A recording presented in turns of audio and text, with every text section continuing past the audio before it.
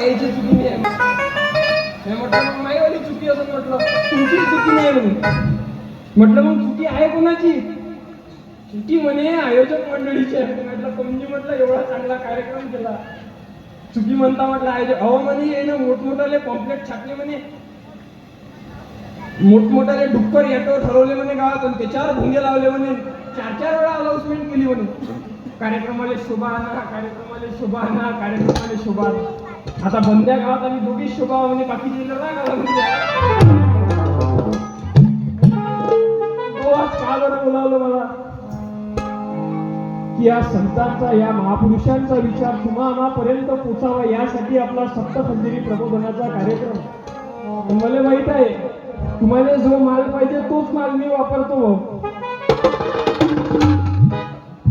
मला का बरं बोलावलं, कार्यक्रम का बरं आहे, सप्ते ही कीर्तन का बरं आहे? काही चांगल्या गोष्टी तुम्हाला शिकवावं लागते. वाईट गोष्ट कुठे शिकवावं लागत? चांगल्या गोष्टी शिकवावं लागते. जमिनीत गहू पेरावं लागते, गवत कधी पेरावं लागत? म्हणजे चांगल्या गोष्टी शिकवावं लागते. आजपर्यंत दारू पिणाऱ्यांसाठी कोणा पुस्तक नाही लिहिलं, पण दारू पिणाऱ्याला बरोबर समजते पितांनी डोळे बंद करावे, रस्त्याने येताना थुकत थुकत यावे, तोंडाचा वास आला तर इलायची खावी. पिणाऱ्याची कला आहे बा. अरे बा माझा कार्यक्रम त्या सावंगाव विठोबाला झाला, तिथं तर अजबच घटना पाहिली ना. एक म्हातारा काका दुसऱ्या म्हाताऱ्याच्या पिढी लावून राहिला. हे अजबच काही पाहिली बा, अजब प्रेम की गजब काय. मग मी त्या आजोबा जवळ गेलो, म्हटलं का हो आजोबा तुमचं एवढ्या म्हाताऱ्या वयात एवढं प्रेम कसं काय विकू आलं, तुम्ही एकामेकाच्या पिढी लावून राहिले.